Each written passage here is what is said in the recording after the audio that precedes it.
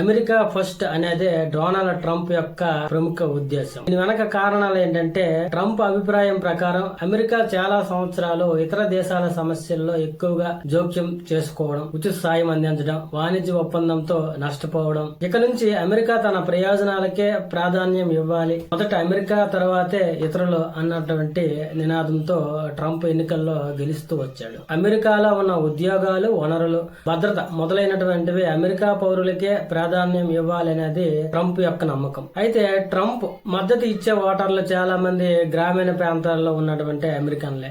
ఉద్యోగము, భద్రతా సమస్యల వల్ల వలసదారులపై అసంతృప్తిగా ఉన్నటువంటి వ్యక్తులుగా భావించి వారిని ఆకర్షించడానికి ఈ నినాదం అనేది ట్రంప్ కు బాగా ఉపయోగపడింది. అదే విధంగా రెండోసారి అమెరికా అధ్యక్షుడైనప్పటి నుంచి కూడా తన దేశంలో ఉన్నటువంటి విదేశీయులను బయటకు పంపించాలనే లక్ష్యంతో ట్రంప్ పనిచేస్తున్నారు. చిన్న చిన్న తప్పులకే కూడా వీసా రద్దు చేసి బలవంతంగా వారి స్వదేశాలకు పంపించేస్తున్నాడు. ఈ విధంగా ఈ ఏడాది జనవరి నుండి 80,000 వీసాలను రద్దు చేసినట్లు ట్రంప్ ప్రభుత్వ యంత్రాంగం ప్రకటించింది. మద్యం సేవించిన వాహనాలు నడపడం, ఇతరులను ఇబ్బంది పెట్టడం, దొంగతనాలు వంటి నేరాలు చేసిన వారికి వీసా రద్దు చేశారు, స్వదేశానికే పంపించినట్లు తెలిపారు. రద్దు చేసిన 80,000 వీసాలు నాన్ ఇమిగ్రేషన్ విభాగానికి చెందినటువంటి వారినే వెల్లడించారు. ఇందులో 8,000 వరకు విద్యార్థులు వీసాలున్నాయి.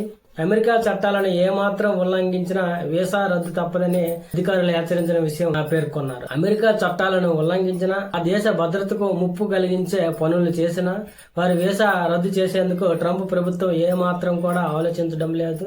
అమెరికాలోకి ప్రవేశించడం అనేది హక్కు కాదు. మేము ఎల్లప్పుడూ అమెరికా ప్రజల భద్రత, ప్రయోజనాలకే మొదటి ప్రాధాన్యం ఇస్తాం అని చెప్పి ఇమిగ్రేషన్ విభాగం ప్రిన్సిపల్ డిప్యూటీ ప్రతినిధి పిగోట్ తేల్చి చెప్పారు.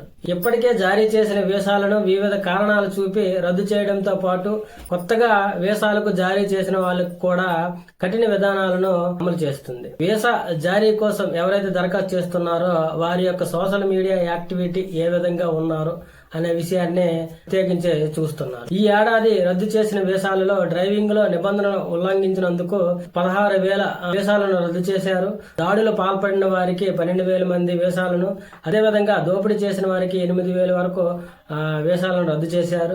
గడువు దాటిన తర్వాత కూడా దేశంలో ఉన్న వాళ్ళను, చట్టాలను ఉల్లంఘించిన వాళ్లతో ఉగ్రవాదానికి మద్దతిచ్చే దాదాపు 6,000 మంది విద్యార్థుల వీసాలను రద్దు చేసినట్లు అమెరికా విదేశాంగ మంత్రి ప్రతినిధి తెలిపారు. అదేవిధంగా అమెరికా జాతీయవాది ట్రంప్ మద్దతుదారుడైనటువంటి చార్లీ కిర్క్ హత్యను సమర్థిస్తూ సోషల్ మీడియాలో పోస్టులు పెట్టిన వారిని 6 వీసాలు రద్దు చేశారు. అమెరికా విదేశాంగ విధానాలను వ్యతిరేకించిన 1,000 మంది వీసాలను రద్దు చేసినట్లు అమెరికా విదేశాంగ మంత్రి మార్క్ రూబియో స్వయంగానే ప్రకటించారు. అలాగే గాజాపై ఇజ్రాయెల్ దాడిని నిరసిస్తూ కొన్నాళ్లుగా అమెరికాలో చాలా ప్రాంతాలలో ఆందోళనలు జరిగాయి. దీంతో ట్రంప్ యంత్రాంగం ఆ నిరసనల పట్ల కఠినంగా వ్యవహరిస్తుంది. పాలస్తీనాకు మద్దతుగా ఇజ్రాయెల్ కు వ్యతిరేకంగా పనిచేసిన మాట్లాడిన వీసాలను రద్దు చేయాలని విదేశాంగ శాఖ ఇమిగ్రేషన్ విభాగాలలో ఆదేశాలు వెళ్లాయని పేర్కొన్నారు. వీసా దరఖాస్తుదారుల్లో పాలస్తీనా మద్దతుదారులుంటే వారి దరఖాస్తును తిరస్కరిస్తున్నారు.